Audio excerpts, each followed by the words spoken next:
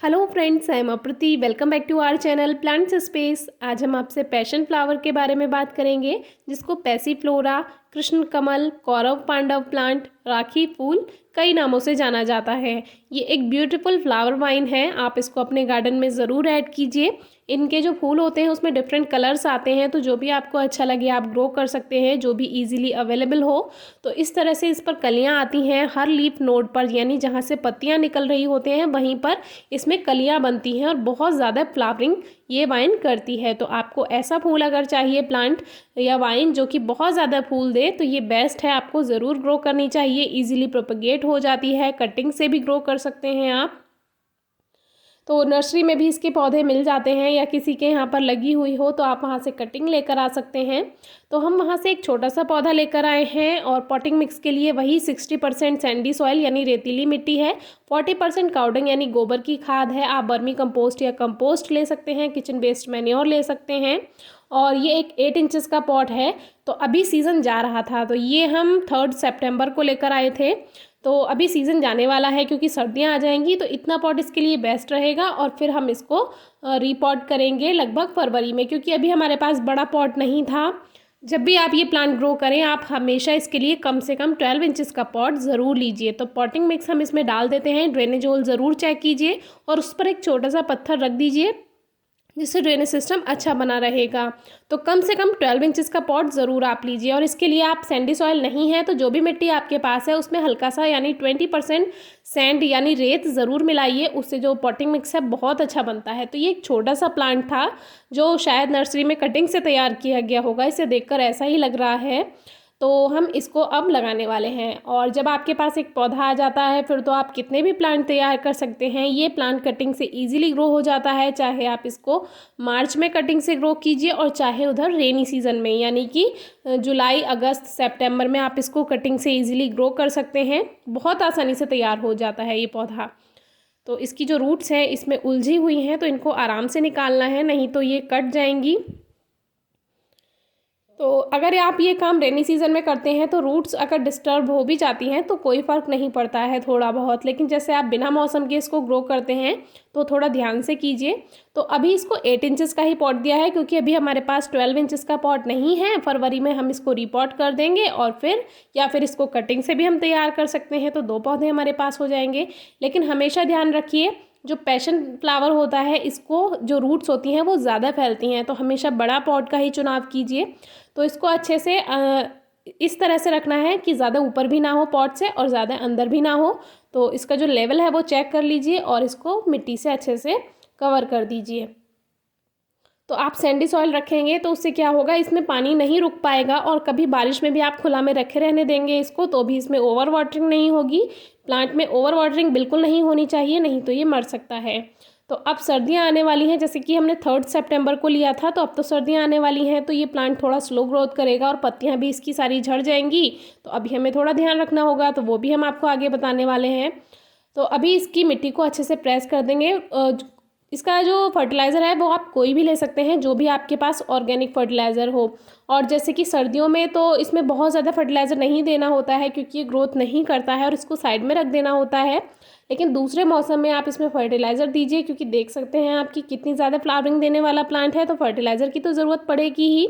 तो सॉइल को अच्छे से प्रेस करने के बाद हम इसमें वाटर स्प्रे कर देते हैं। शुरू में एक बार आप अच्छे से पानी दे सकते हैं, क्योंकि रूट सेट हो जाएंगी जो आपने पॉटिंग मिक्स इसको दिया है। तो अभी बिल्कुल सेट हो चुका है, लेकिन ये एक वाइन है तो इसको सहारा देना ज़रूरी है। तो इसको हम साइड में एक स्टिक लगा देते हैं। आप किसी रस्सी से भी इसको, जैसे कोई सपोर्ट आप दे सकते हैं।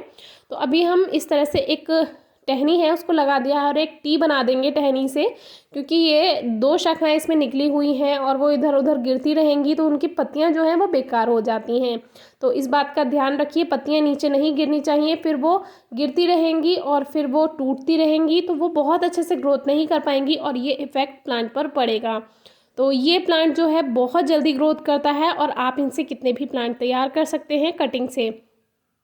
तो इसमें सीड्स भी बनकर तैयार होते हैं, चाहे तो आप इनको सीड से भी ग्रो कर सकते हैं, लेकिन सीड्स की फ्लावरिंग में थोड़ा समय लग जाता है। अगर आप इसको कटिंग से ग्रो करते हैं तो उसकी फ्लावरिंग आपको जल्दी मिल जाएगी, चाहे वो कोई सा भी प्लांट हो। जब आप सीड से ग्रो करेंगे उसकी फ्लावरिंग लेट मिलेगी, और अगर आप कटिंग से ग्रो करते हैं तो आपको तुरंत, जैसे ही वो, जब भी वो प्लांट, जो मेन मदर प्लांट है वो फ्लावरिंग करेगा तो आपके प्लांट पर भी फ्लावरिंग होगी। तो देखिए ये जो टी हमने बनाया था उसमें हमने इसको अटका दिया है, सपोर्ट दे दिया है।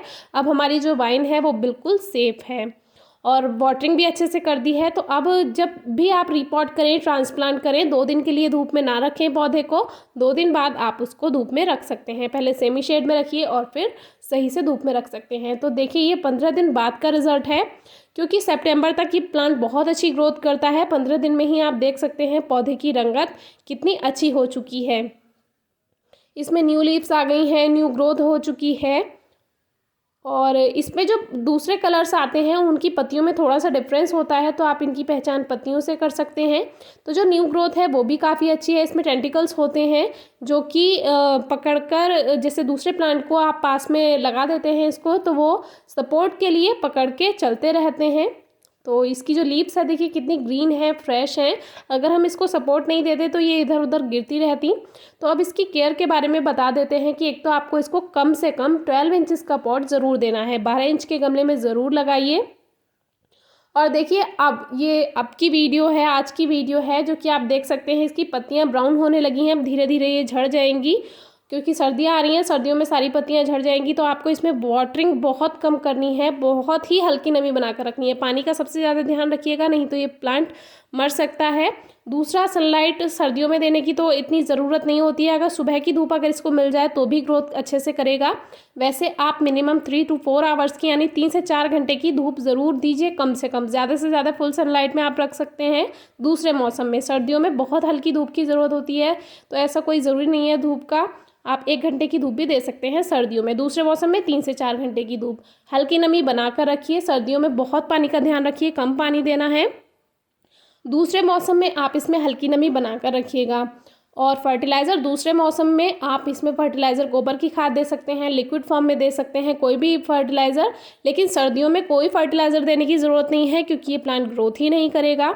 तो फर्टिलाइज़र, पानी और सनलाइट हमने आपको बता दिया है, और कोई बात इसमें खास नहीं है। बस 12 इंचेस का पॉट का बहुत ज़्यादा ध्यान रखिए, और कटिंग से इजीली ग्रो कर लीजिए मार्च में और रेनी सीजन में। कोई क्वेरी है तो हमसे कमेंट बॉक्स में पूछिए, और वीडियो कैसी लगी है ज़रूर बताइए कमेंट बॉक्स में। और कोई क्वेरी है किसी प्लांट से रिलेटेड तो ज़रूर पूछिए और ज़रूर बताइए, हम उसका आंसर करने की पूरी जल्दी से जल्दी कोशिश करेंगे। और बहुत अच्छा फूल है, ज़रूर ग्रो कीजिए। Thank you.